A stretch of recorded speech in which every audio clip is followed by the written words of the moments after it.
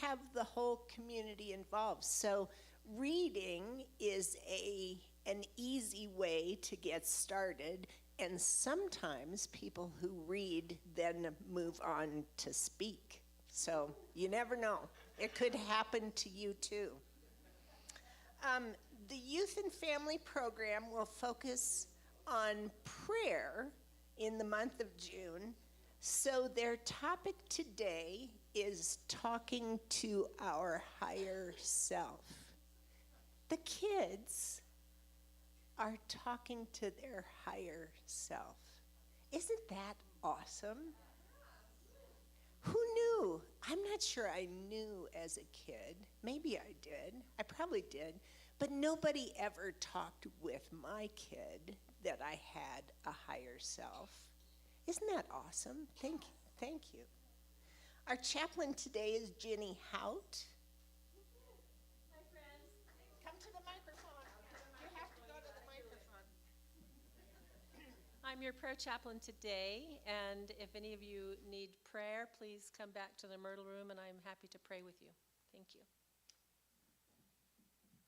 More announcements? Come on up. The parade. Good morning. Unity is doing another walking group tomorrow morning at 9 a.m. at Roland Moore Park. We're walking early to beat the heat. So if you're interested, for more details, see me at church for you afterwards. If you want to come, bring sunscreen and a bottle of water. Very important. Hope to see you there. Thank you. Thanks, Will.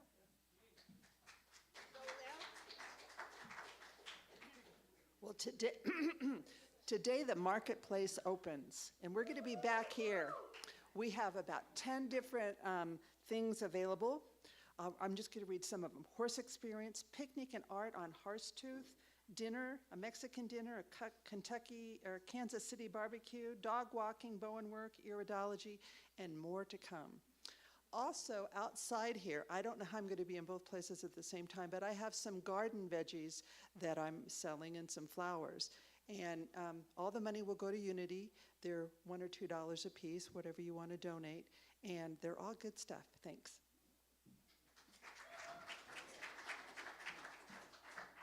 Oh my gosh, we're going to have to speed through these. So the first one is that I am on week 5 of doing the slides. And that needs to change. So it's very easy. It's so easy to do, you guys. And you can listen to the service. Most of the time, people don't have slides during the talk, so you can come out and pay attention. But it'd just be nice to have a couple more folks do it so that we can all just have like once a month that we have to do it. Not have to. It's fun. It's fun to hang out with Richard in the treehouse. But it's super easy. I can train you in 2 minutes solid. It's super fast, super easy. So please consider volunteering to do that. And as I said, you can choose your frequency. I just kind of got in a whole scene of doing slides. And then the last thing real quick for me is that summer's here, and we have a really incredible summer happening here at Unity. So what's new, right? We're the church of what's happening now. But if you do travel and you are going to miss a Sunday, we just hope that you will continue to support us financially. It'll just help us to get through the summer nice and easy. And also, you can always catch the service online on YouTube if you are traveling and you want to see what happened that week. So check us out there.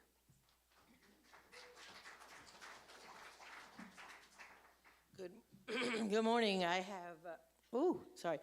have the opportunity to share with you. We did finally figure out that the date for Pride events are happening the 29th from 11 to 5. We will hope to have some of you join us.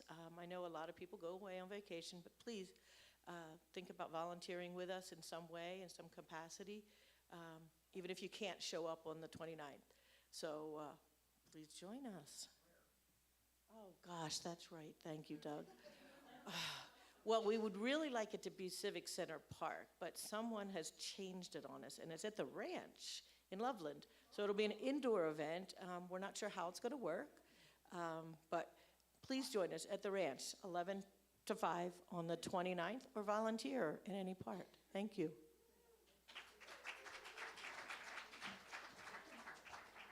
Good morning, and we would like to put a call out to anyone who would like to put their creative expression on the art wall for July. We've done a few collective art shows. So it's not about any one artist. It's kind of a magical thing that happens when we bring together things that we are juicy about creatively that are happening now, and we don't care what it is, if it's writing or painting, but there's something really cool that can happen when we join together in that. So if you're interested, we're going to send around a sign-up sheet. We'd like to have your contact info, because we will need you to show up with your whatever it is, piece of art, to install it, because that's part of the fun of the process, is seeing how things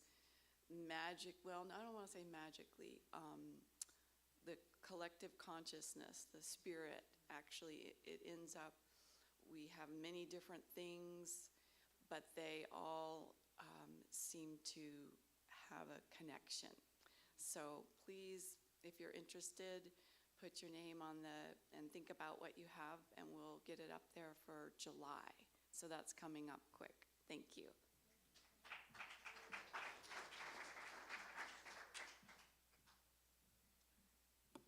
Good morning. I'm Denise. I am up here to make a couple of quick announcements. So our June Family Fun Night has been changed to Friday, June 28th. It'll still be from 6 to 8 p.m. It'll still be at Kurt and I's home. And if you don't know what a Family Fun Night is, it's just another event for people in our community to connect through conversation and food. And so Kurt and I will be providing elk chili, and then people can bring whatever else they would like to contribute. We'll be spending most of our time outdoors if the weather's nice. We'll have yard games, and if you want to challenge yourself, you can get on our trampoline after signing 5 waivers, just 5, and then we'll let you on. We have chickens. It'll be a lot of fun. So please sign up on our website, or I think there might be an email for Nancy. You can respond to Nancy as well. So there's that part. And then I'm going to be passing around a clipboard. We are looking to do a redesign of the outdoor youth play area. There is a grant through the city of Fort Collins that we can apply for this fall to allow us to do that in an economic way for our community. And so I'm looking for some community members that would like to brainstorm with us about what that could look like to make that area more purposeful for our youth. So I'll be passing around that clipboard, and thank you so much.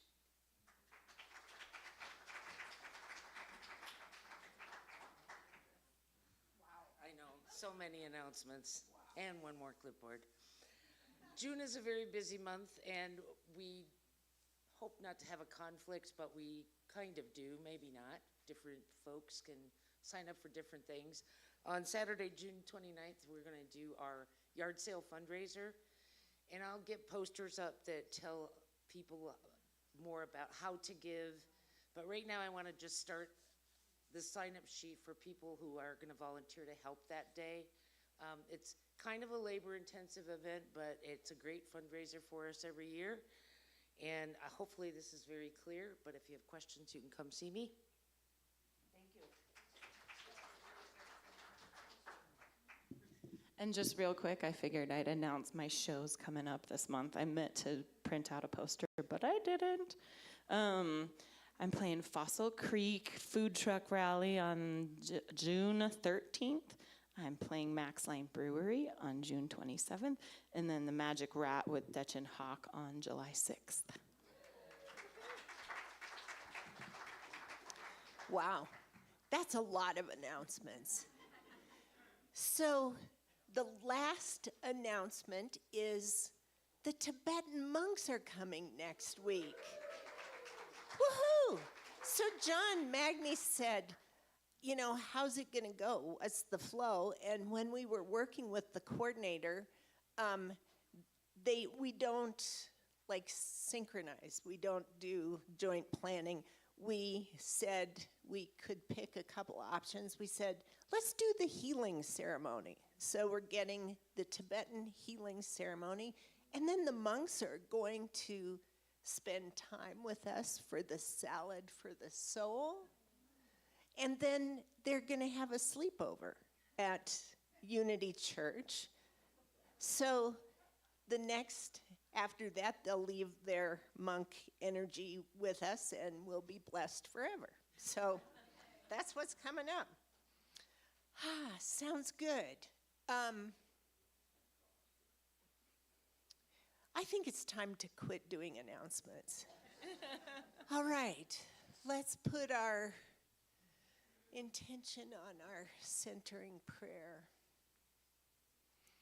Our unity centers us in light and peace, allowing us to recognize our God within and to radiate that love to the world. Thank you.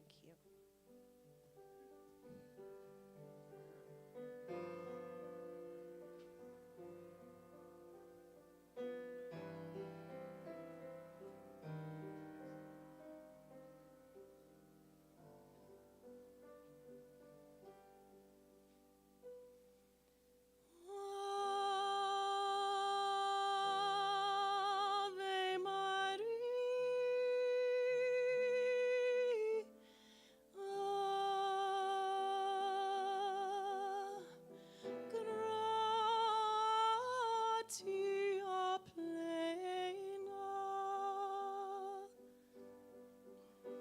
Maria, gratia plena, Maria, gratia plena, Maria, gratia plena, Ave, Ave Dominus, Dominus tecum, benedicte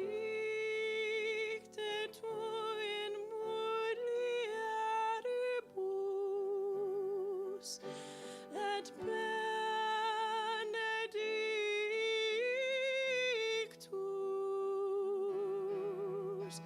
ave enivo fructus ventris, ventris tui, Iesus.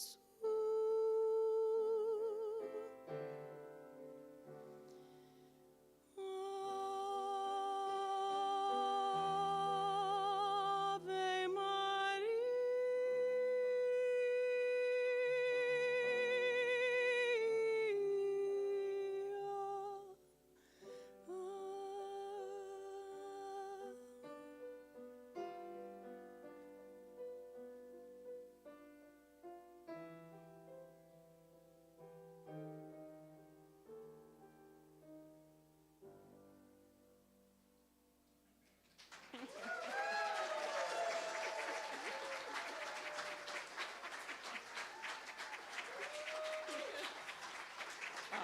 Thank you.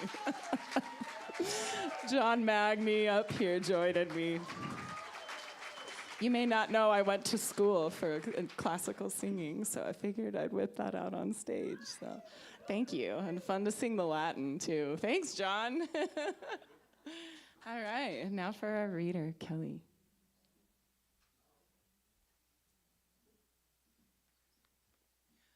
Good morning. These are little pearls from the book Teachings on Love by Thich Nhat Hanh. Specifically, I drew this from chapter 4, Love and Understanding. Again, we begin with ourselves to understand our own true nature. As long as we reject ourselves, as long as we continue to harm our own body and mind, there is no point in talking about loving and accepting others. This from a love meditation based on the Visuddhimagga. May I learn to look at myself with the eyes of understanding and love. May I be able to recognize and touch the seeds of joy and happiness in myself. May I learn to identify and see the sources of anger, craving, and delusion in myself. The practice is to shed the light of mindfulness on our habitual thought patterns so we can see them clearly. When a thought or idea arises, we recognize it and smile to it. Appropriate mental attention brings us happiness, peace, clarity, and love. With the light of mindfulness present, we recognize which actions are beneficial and which are harmful. Our mind is described as the soil containing many seeds, positive and negative. We have to be aware of all of them. Our ancestors transmitted seeds of suffering to us, but also seeds of peace, freedom, joy, and happiness. Even if these seeds are buried deep in our consciousness, we can water them and help them grow stronger. Anger is just an energy, and all energies can be transformed. Meditation is the art of using one kind of energy to transform another. First, the energy of anger arises, and second, the energy of mindfulness arises. The second energy embraces the first in order to soothe it and allow it to subside. We do not produce mindfulness to chase away or fight our anger, but to take good care of it. To practice this exercise, begin by learning to touch the positive seeds that lie within you, and also the seeds of suffering. Recognize that they are there, and look deeply to understand their nature, their root causes. Once you understand the roots of your suffering, your anger, your hurt, your frustration, your heart becomes peaceful, calm, and light. The roots of anger in you are transformed, and it becomes easy to accept and love.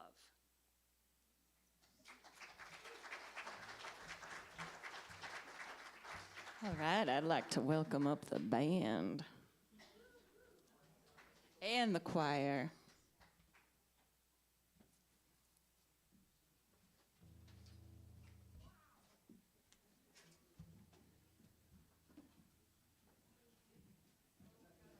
We decided to go themed today,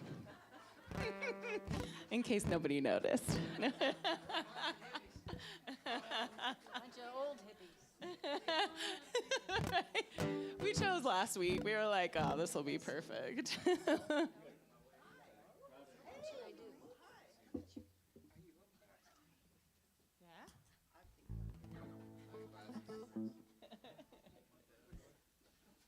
right, all set.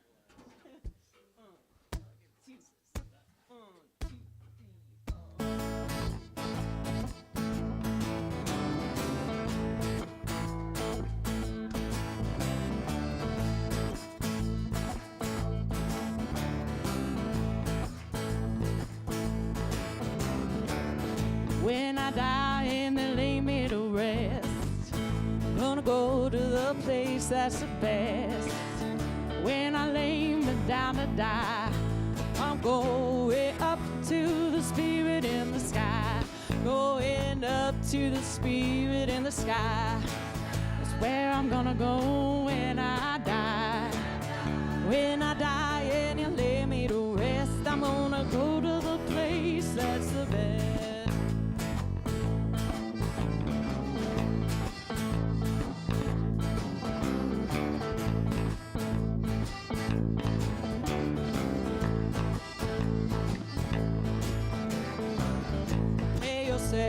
You know it's a must. Gotta have a friend in Jesus. So you know that when you die, He's gonna recommend you to the spirit in the sky. Gonna recommend you to the spirit in the sky. Where I'm gonna go when you die. When you die and you lay me to rest, I wanna go to the place that's the best.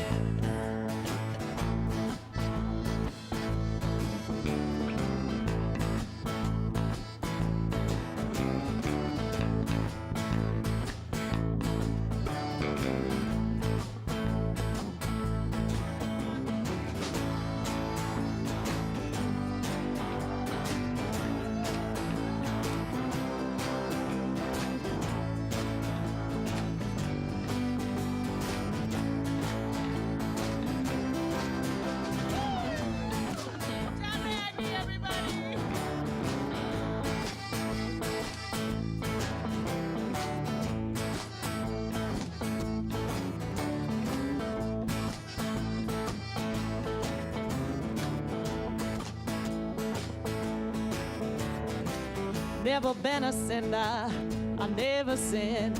Gotta have a friend in Jesus. So you know that when you die, he's gonna wake me up with the Spirit in the sky. Gonna set me up with the Spirit in the sky. That's where I'm gonna go when I die. When I die and you lay me to rest, I'm gonna go to the place that's the best. I said I'm going up to see the Spirit in the sky.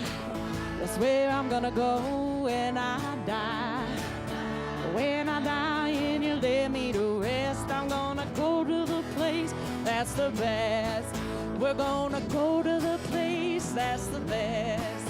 We're gonna go to the place that's the best. Last time I said we'll go to the place that's the best.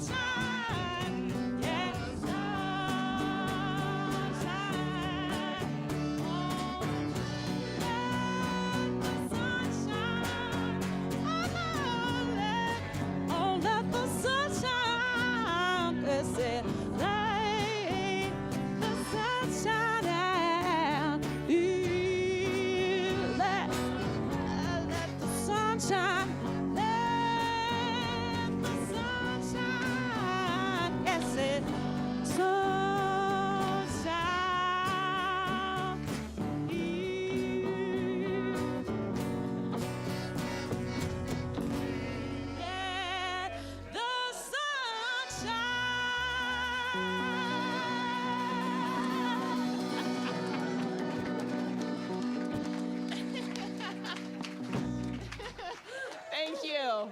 Give a hand to the band and the choir.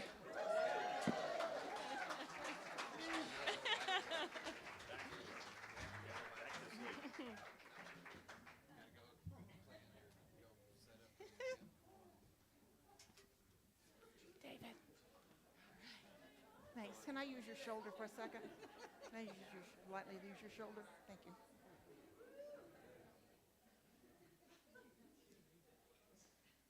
Well, that's a hard act to follow. We went from what? Latin classics to American hippie. I love it. And I love the cool sunglasses. I love it. Thank you guys so much. Really appreciate that. And it was beautiful. Kellee, you did an amazing job, and you just picked the right things. There you are. The right things for today, obviously. It always happens that way, doesn't it? It is. And Ann's mentioned how wonderful this group is and how fun this group is. We've always got something going on. It's amazing here. The energy is just transformative. So, good morning, everyone.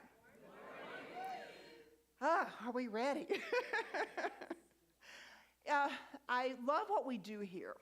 And Ann mentioned it as well. 2 times a month, we have guest speakers come in.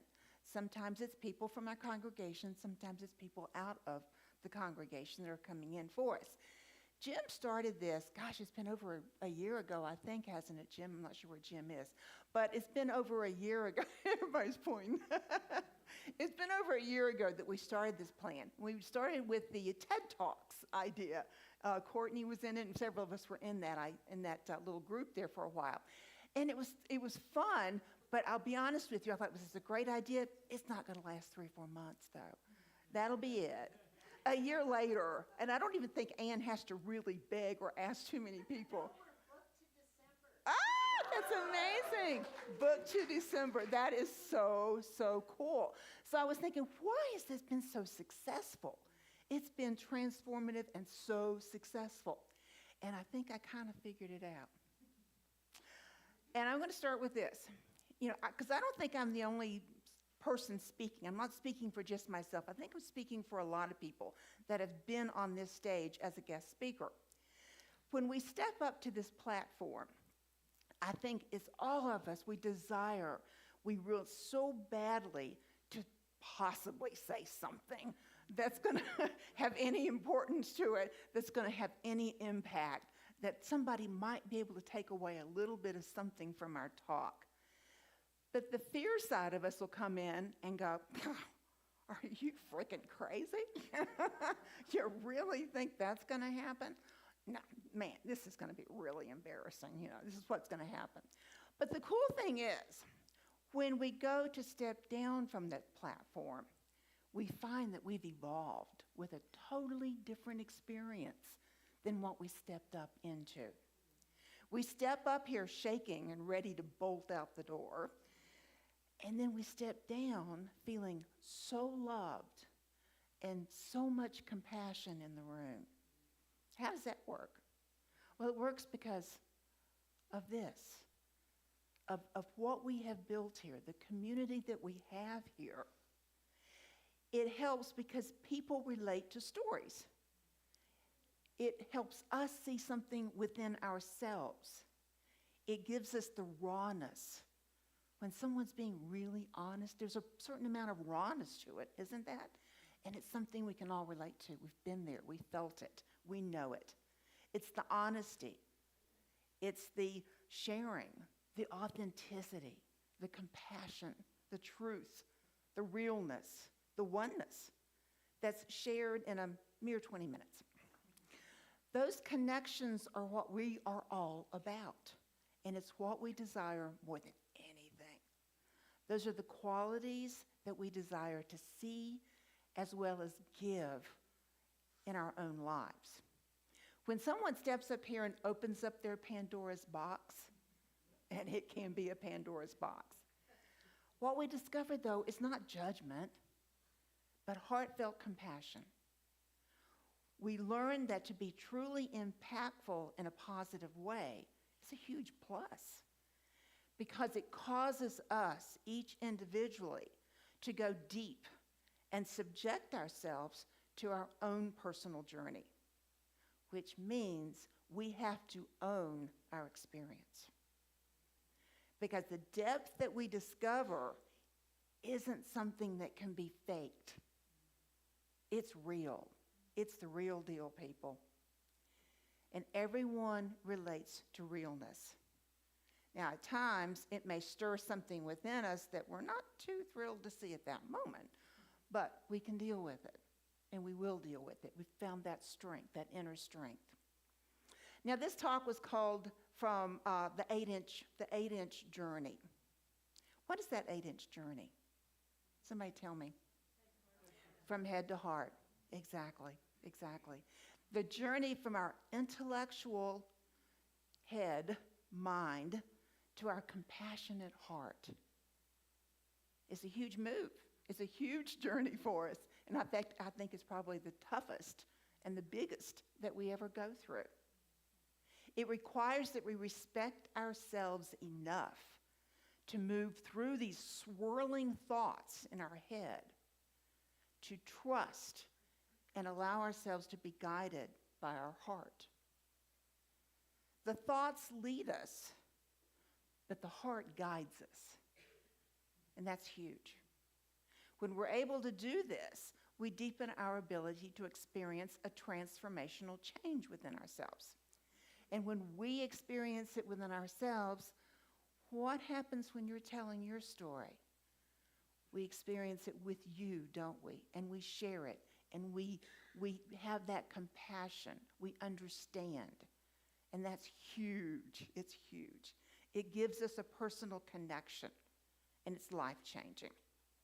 And it allows us to be more of who we are.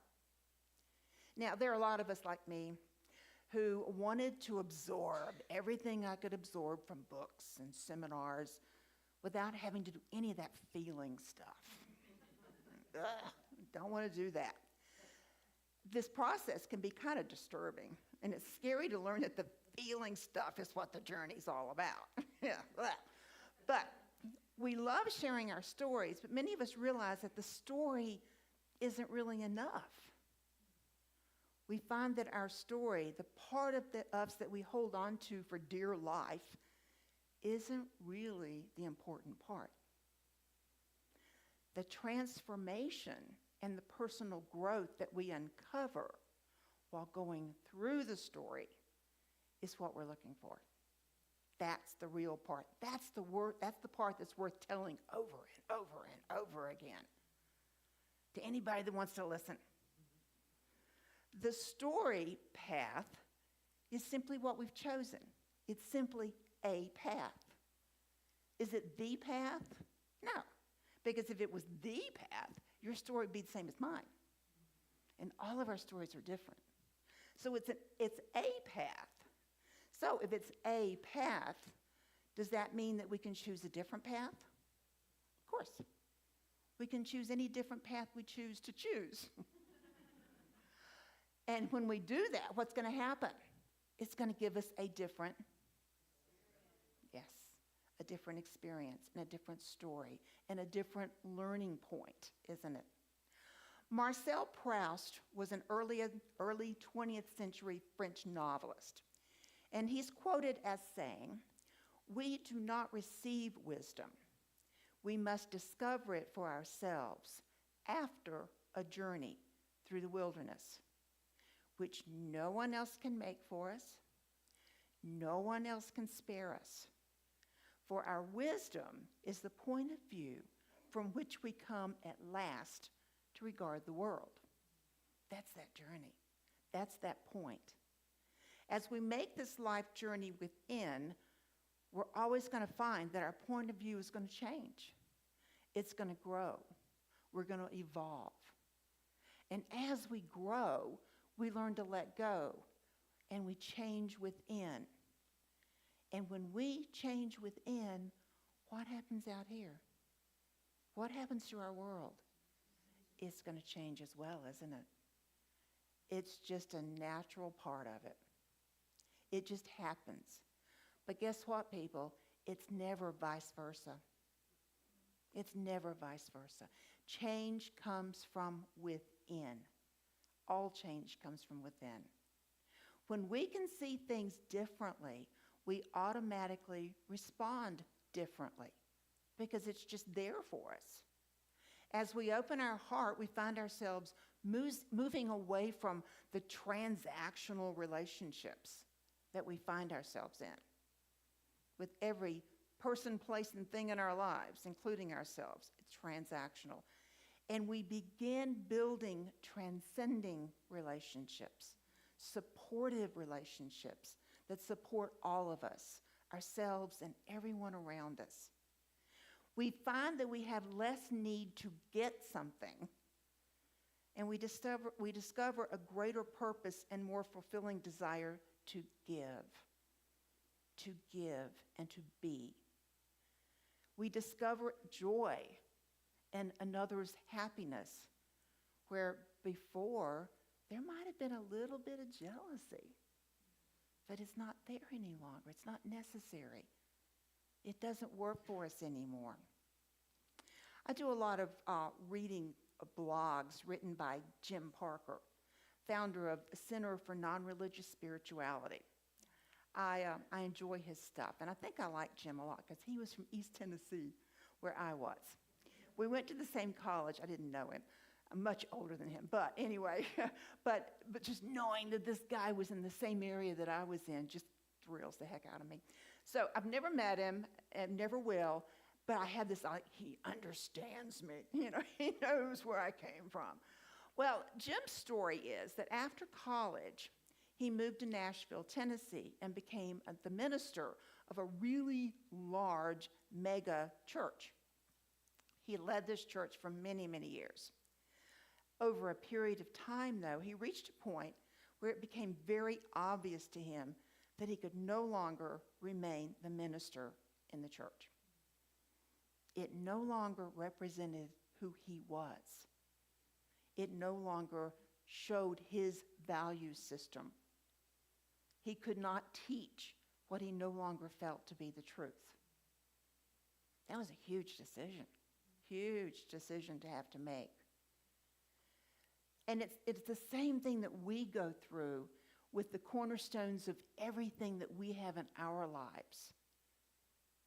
Can you think of anything that you go, oh, wow, I'd hate to have to maybe give that up?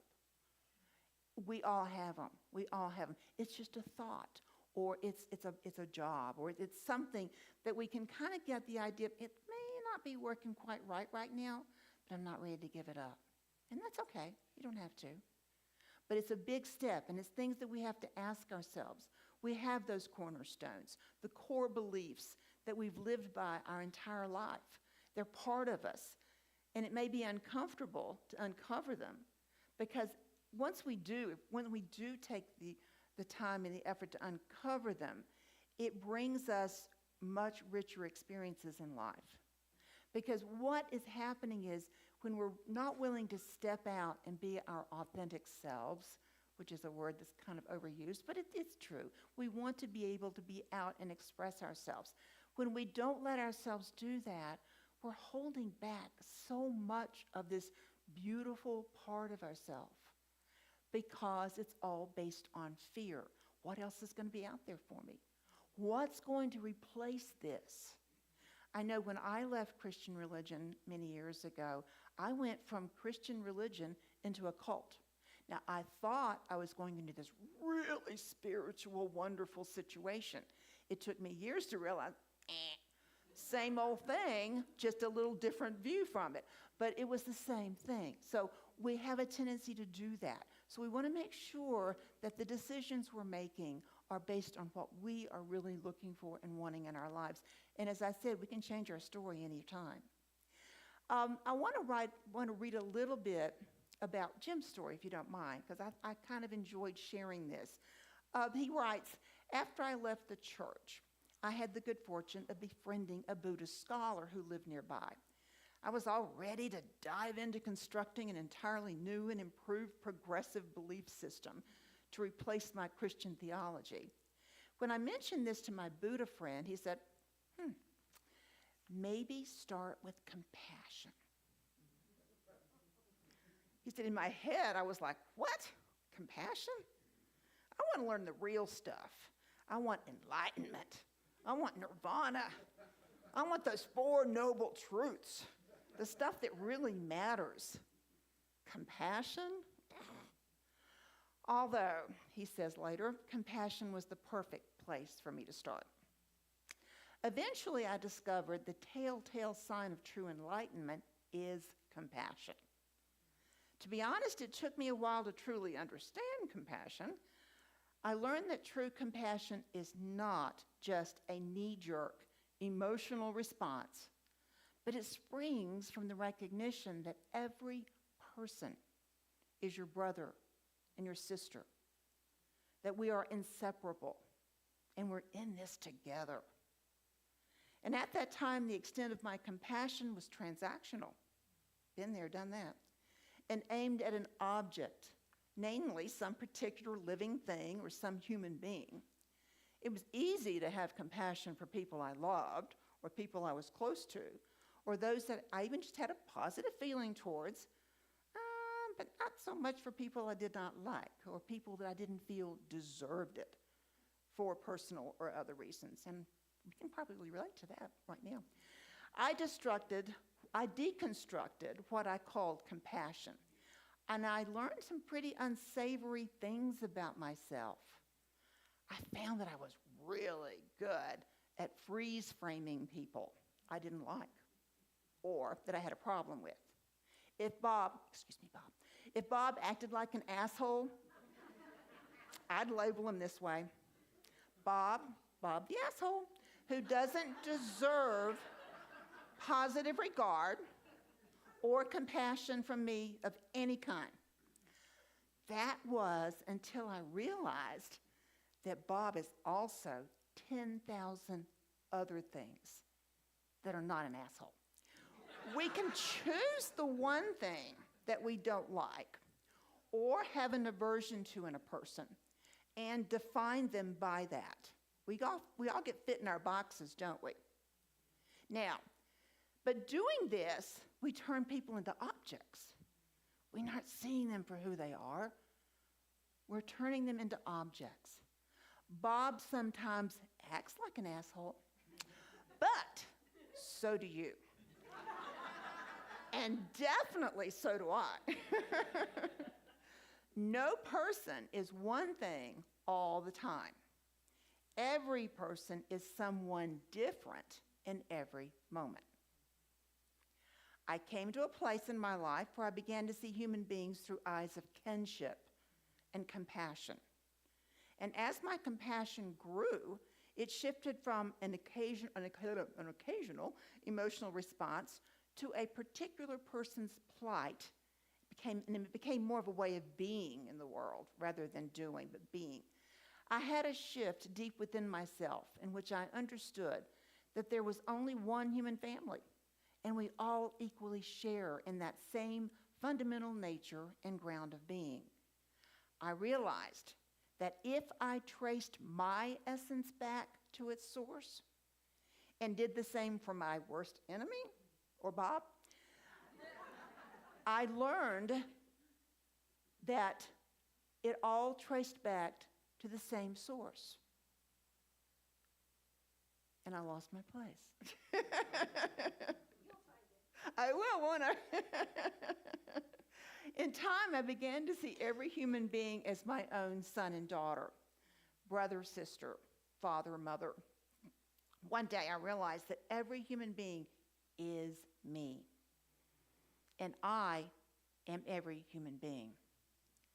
And I carry the whole of humankind within myself, and as myself. My sense of compassion became indiscriminate toward others, and I could find a rationale and feelings of compassion for every human being if I let myself. Always a choice, isn't there? I became mindful of ways that I could express my compassion practically and tangibly along the everyday path of life through my words, my actions, my caring, my understanding, all the little things that we do that we don't even really pay that much attention to. As I stated before, I realized that compassion was not a knee-jerk emotional response, but came from a deep recognition that we are all one and we belong to one another. And that journey of life is fundamentally a shared and interdependent, not independent, interdependent experience, not an isolated one. Compassion has been transforming and liberating my life ever since. And I discovered every theological, philosophical, ontological, metaphysical, and existential question that I could ever ask can be answered if you take the path of compassion deep enough. Now, do we do this perfectly? No. Can another person being an asshole trigger animosity in the moment? You bet. But don't forget that you also need to have compassion for yourself. And I'm going to interject something here. I actually think that's first. I think we need to learn to have compassion with ourselves so that we are able to give and to see it in others.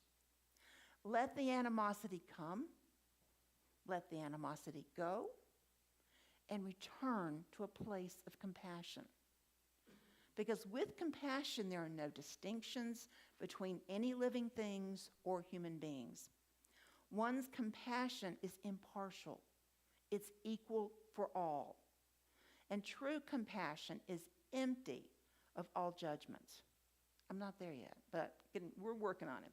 For one to simply rest in their true and natural state means all distinctions and judgments disappear, and their very being abides in loving connectivity with all things.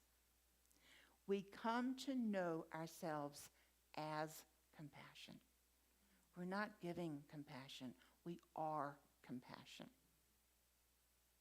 Given our true nature, we cannot not be compassionate, which means when you limit or withhold your compassion, you're acting in ignorance of your true self. This is why the deepest kind of compassion is the chief indicator of enlightenment. Do we have a picture to share? Ah, there she is. This is Guanyin. She's revered in Eastern culture due to her unconditional love and compassion. She is a legendary bodhisattva. Now, a bodhisattva, in my understanding, which is limited, is a Buddha, of enlightened Buddha, that chooses to come back and be amongst mortal to bring the end of suffering. And that's what her role is. She's depicted and revealed as a figure with 1,000 arms and is the mother of universal and indiscriminate passion. I don't know about you, but there are so many days that I feel like I barely have it in me to extend 3 arms in compassion. But I look at this, and I do have one of these, and I love it. And I remember that this Mother of Mercy is my true nature. I am boundless compassion. And she is quite beautiful. Our 8-inch journey affords us the opportunity to recognize that our true nature of compassion and wisdom is already within us. Already within us.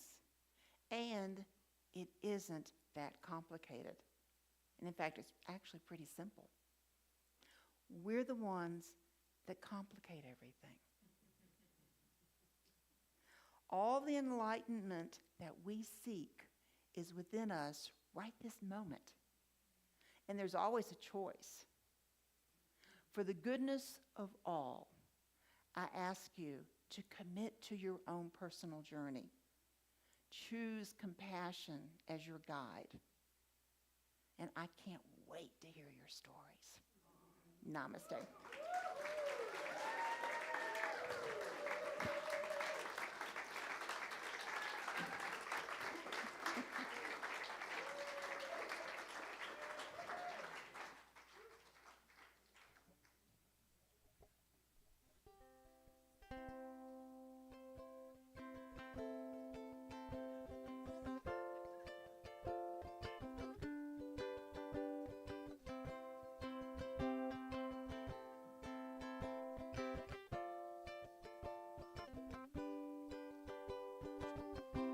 Our thoughts are prayers, and we are always praying. Our thoughts are prayers. Listen to what you're saying. Seek a higher consciousness, a state of peacefulness, and all that God is everywhere.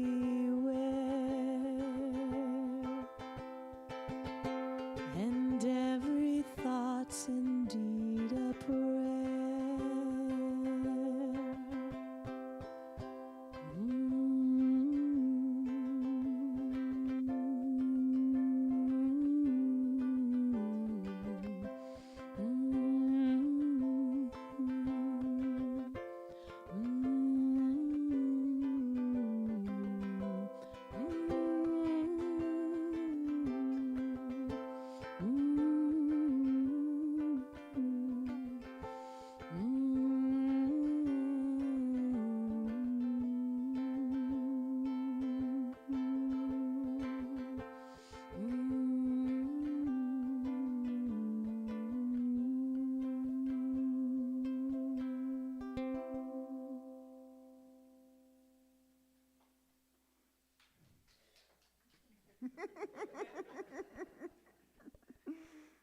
Okay.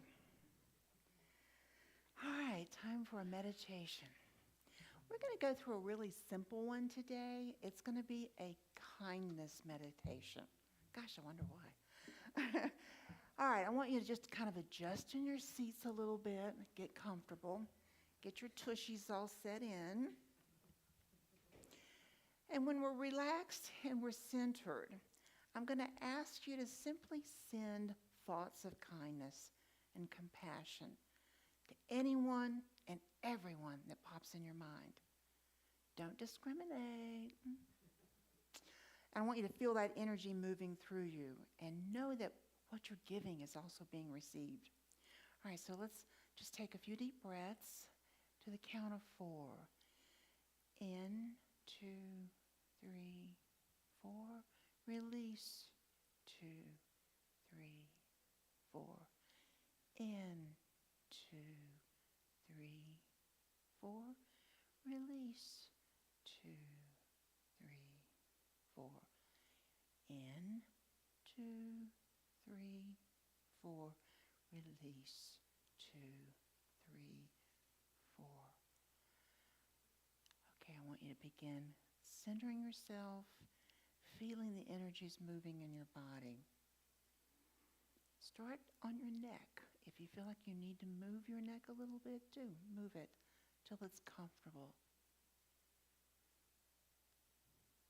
You don't want to feel any resistance, any tightness. If you feel tightness in your jawline, go ahead and release it. Feel it and relax. Allow the energy to move through your upper body, into your arms, down into your fingertips. Feel it tingling. Allow that energy to come through your solar plexus, through your heart and your solar plexus. And it's moving down. You feel warmth and you feel relaxation. Feel it now in your lower body, in your hips, in your lower back, down into your calves, down to your thighs and your calves, all the way down to your feet and your toes. Feel your feet firmly planted on the ground. You're truly, truly grounded in Mother Earth. Now, in this relaxed state, I want you to visualize your favorite spot. It might be an ocean. It might be a swimming pool. It might be anything, a beautiful field of flowers, or any place, or running on a horse, whatever is your special place. Find yourself there.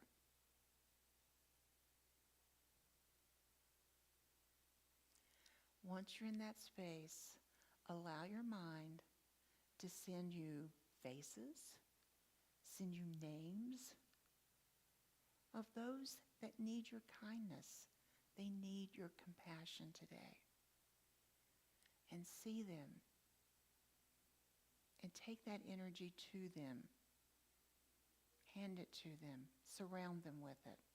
In whatever way that energy comes for you and looks for you. And continue with each thought that comes to mind.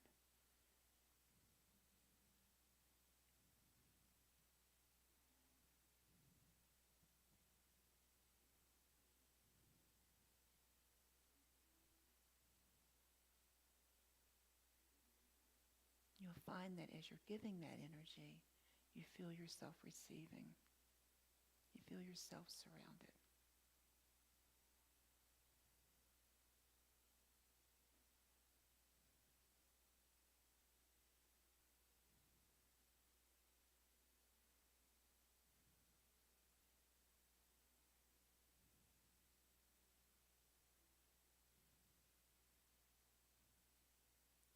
I want you to bless yourself.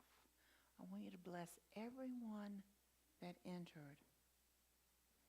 And then begin allowing your body to return to full wakefulness.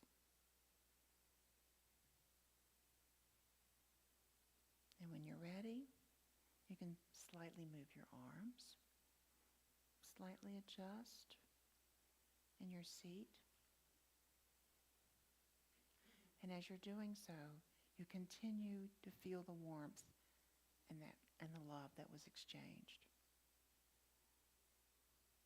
That's compassion. That's love. Welcome back, everybody.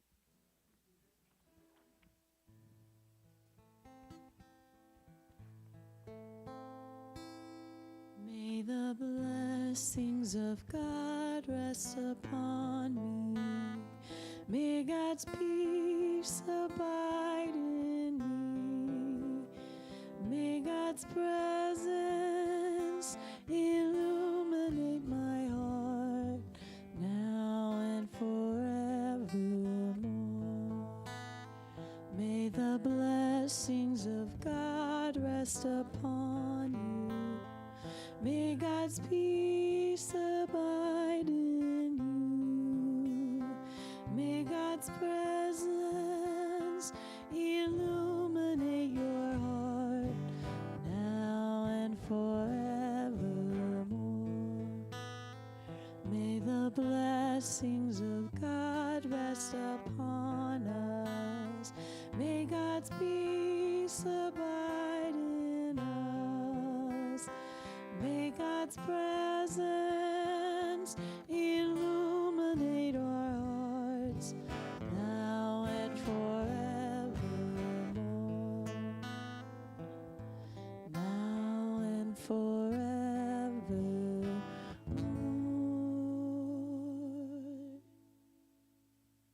Good morning. You know, Sharon and myself, we're the designated spiritual leaders of this congregation. But I tell you, it's such a privilege to walk this path with you, and especially those of you that stand up here Sunday after Sunday and share their life story. It's such a privilege to walk this path with you, Nancy, and what you're doing and what you're sharing. And you, Kellee, that read such an inspiring piece at the beginning of the service. And our musician team, wow.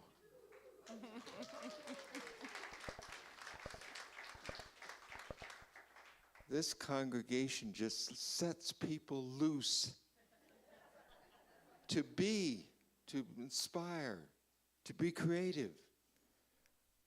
And that's what's happening around here, and every one of you are a part of it. So thank you from the bottom of our hearts for just being here or just sharing or being part of one of our teams. Wow, we're grateful. So as we're continuing this subject of gratefulness, we're grateful for all things in our life, even those things that seem difficult.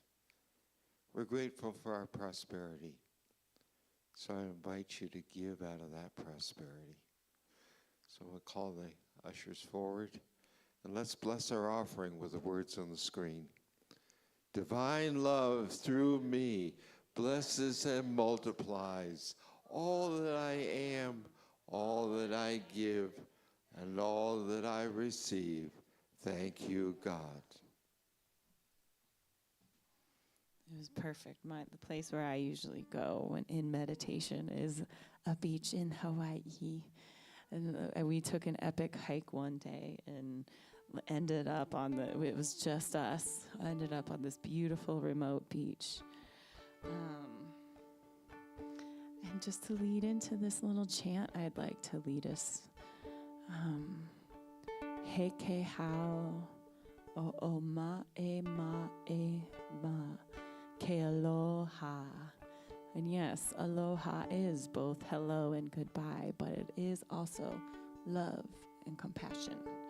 So this means love is a cleansing dew. The cleansing power of aloha can soothe and heal. So just please join with me. He ke hao, he ke hao, o ma e ma e, o ma e ma e,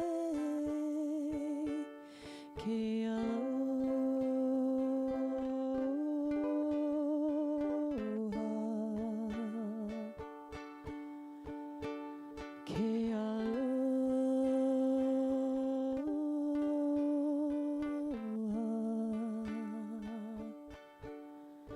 He ha,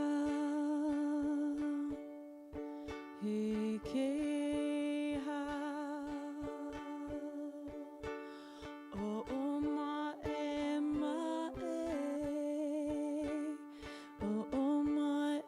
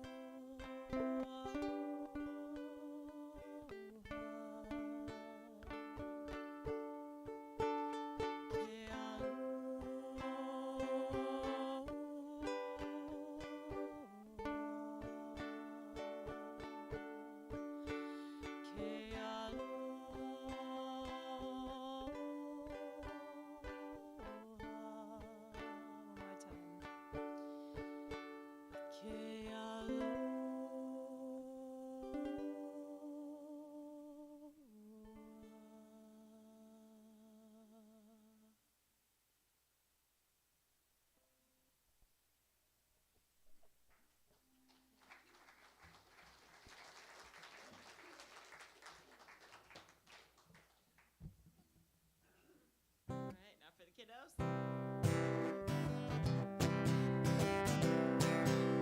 This little light of mine, I'm gonna let it shine. I said, this little light of mine, I'm gonna let it shine. This little light of mine, I'm gonna let it shine. Let it shine, let it shine, let it shine. You on the corner of lines and vines, I'm gonna let it shine. Oh, here on the corner of lines and vines, I'm gonna let it shine. Here on the corner of lines and vines, I'm gonna let it shine. Let it shine, let it shine, let it shine. We're gonna let it shine, let it shine, let it shine.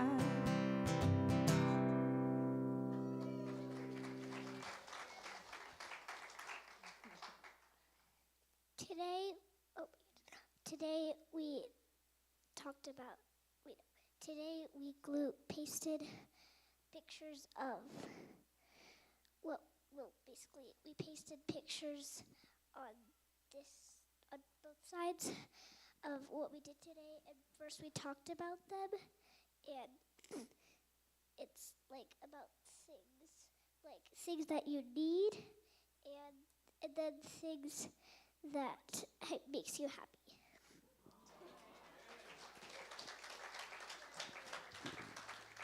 I'm describing fundamental needs of humans, and those are clothing, food, shelter, defense, and transportation. I'm doing the spiritual ones, needs of humans, which are art, culture, religion, community, music, and adornment.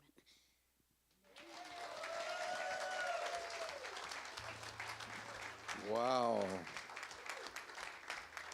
Thank you, thank you, thank you. Well, thank you. Joellen Fulton is next on our agenda. And guess what this is about? We're going to celebrate. It's the first Sunday of the month, and if you have a birthday in the month of June, please come up here, even if you're scared, because we want to show you some love. Oh boy.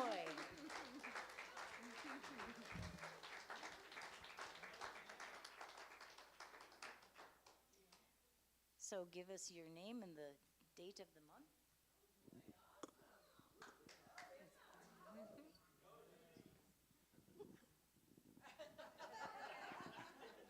Barb Silverman, June 21st.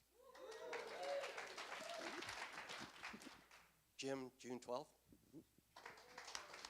Judy, June 25th. Dave, June 19th. Julie, the 16th. Scott, June 20. So we have so many people, we're going to use the word dear beloveds. So, happy birthday to you. Happy birthday to you. Happy birthday, dear beloveds. Happy birthday to you.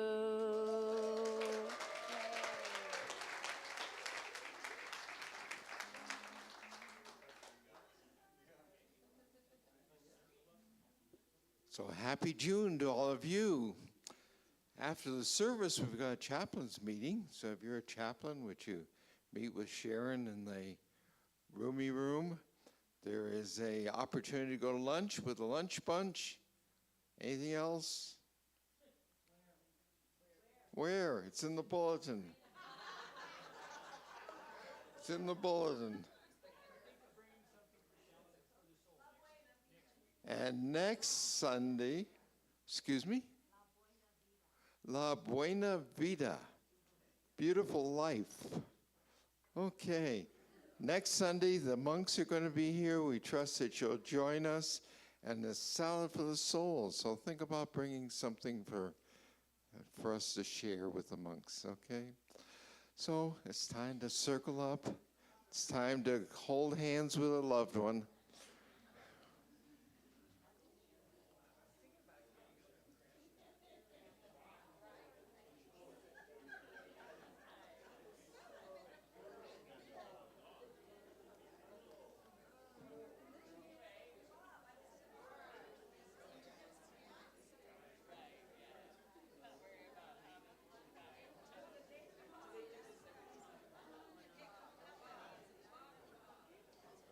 So together, the light of God surrounds us, the love of God enfolds us, the power of God protects us, the presence of God watches over us.